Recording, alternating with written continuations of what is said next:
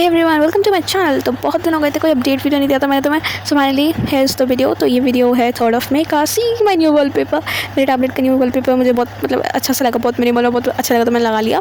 And इस दिन मैंने स्कूल की छुट्टी ली थी। इस दिन सैटरडे था, मेरी तबीयत थोड़ी ठीक नहीं थी तो मैंने सोचा कि पढ़ भी लेते हैं। तो सुबह के 7:45 बजे थे, बट मैं 8:30 बजे तक आई थी पढ़ने, बैठी थी मैं। एंड मैंने देखा कि मौसम इतना मस्त हो रहा था, तो मैं अगर सुनाई दे रहा हूँ शायद तो यहाँ बारिश हो रही थी, तो मैंने सोचा तो मैं रिकॉर्ड करके दिखाती हूँ।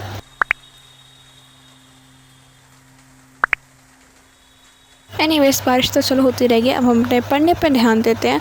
तो मैं अपनी ज्योग्राफी का चैप्टर नंबर 1 पढ़ रही हूँ क्योंकि मेरे यूनिट टेस्ट स्टार्ट होने वाले हैं। यस, मुझे बहुत ही खबर मिल चुकी है ये ख़राब, जो मेरा दिमाग ख़राब कर रही है, क्योंकि मेरे तो बैकलॉग्स अभी वैसे ही बने पड़े। लास्ट वीडियो में मैंने तुम्हें बहुत सारे सारे सब कुछ बता दिया था 10th क्लास के लिए, और वो मैं खुद फॉलो करती हूँ, ऐसा नहीं है।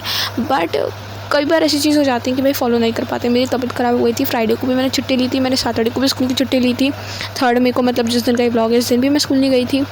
आई डोंट नो, बट या फिर बैकलॉग्स बन जाते हैं, तो मैंने फिर अब कोशिश करूँगी उनको क्लियर करने का। तो मैं पहला चैप्टर पढ़ रही थी बिकॉज़ ये आने वाला है हमारी यूनिट टेस्ट में, और मैंने अपने हेडिंग वगैरह डाल ली थी कॉपी पे।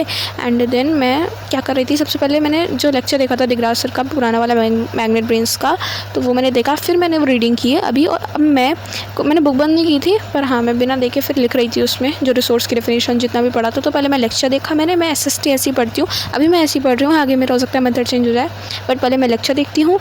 उससे वो ना एक क्रस्ट समझ आ जाता है, नहीं क्या बोलते हैं उस क्रस्ट बोलते हैं, क्या बोलते हैं, बट एक वो जो एक बिल्कुल एक समरी टाइप होती है। फिर NCERT रीड करके और डीप नॉलेज मिलती है। एंड देन फिर जितना भी पढ़ा रिटेन हो पाया वो नोट्स के तौर पे उसे लिख लेती हूँ। फिर ये 3 बजे की क्लिप है, क्योंकि उसके बाद फिर मैंने नहाई धोई खाया, फिर पूरा दिन ऐसे निकल गया। फिर 3 बजे मैं वापस पढ़ने बैठी। फिर मैंने आगे का किया, जनरल 21 डेवलपमेंट ऑफ रिसोर्सेज, साथ ही साथ मैं नोट्स बना रही थी। फिर मैंने की एडिटिंग, एंड यही वाला व्लॉग है जो मैं एडिट कर रही हूँ अभी।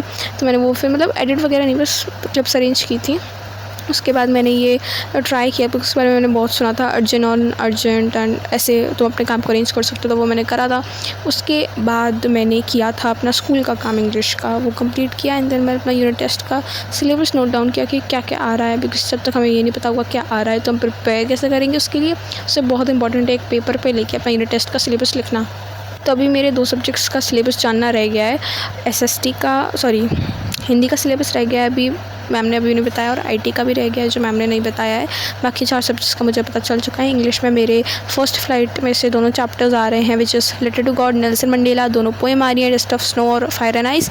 फुटप्रिंट्स विदाउट फीट में से भी दोनों चैप्टर आ रहे हैं स्टार्टिंग के। उसके बाद ग्रामर में tenses, modal, subject verb, concord और letter to editor. And maths में स्टार्टिंग के 3 चैप्टर्स, साइंस में लाइफ प्रोसेस रेस्पिरेशन तक आ रहा है। बाकी दोनों केमिस्ट्री और फिजिक्स के दोनों चैप्टर पूरे आ रहे हैं। ऊपर से क्लास 10 में अटेंडेंस का भी बहुत वो होता है, तो मैंने अभी तक 4 छुट्टी ले चुकी हूँ क्लास 10 में। 4 छुट्टी मेरी ऑलरेडी हो गई हैं, और पता नहीं आगे क्या होगा। 80% अटेंडेंस भी रखनी है, साथ ही साथ फिर बैकलॉग्स वगैरह भी हैं। तो ये सारे मेरे उड़ान बच के बैकलॉग्स बन चुके हैं गाइस, मैं नहीं ले पा रही लाइव क्लास। यूनिट टेस्ट की भी प्रिपरेशन करनी है, बोर्ड एग्जाम की भी करनी है, बहुत स्ट्रेस है।